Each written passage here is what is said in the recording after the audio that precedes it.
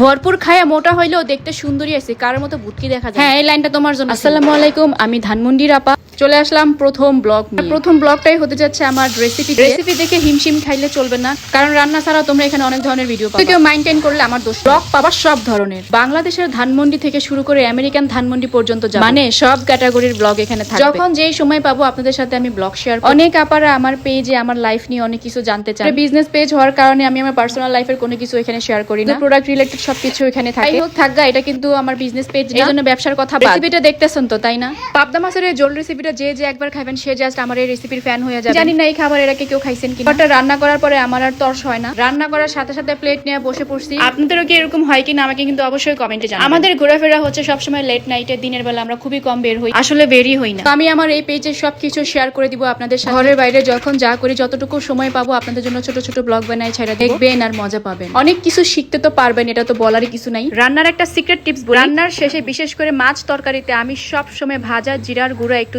স্মেলটা এত বেশি মজার লাগে। মাছের গন্ধ সহ্য করতে পারে না তাদের জন্য হলো ফাইনাল লুক। দেখেন এত মজা হয়েছে, বিশেষ করে ঝোলটা। খাবারটা যে সার্ভ করে আপনাদেরকে দেখাবো, ওটা সময় পাই নাই, খাওয়া শুরু করে দিয়েছিলাম। খাওয়ার পরে মনে পড়ছে, হ্যাঁ আমি তো সার্ভ করার সময়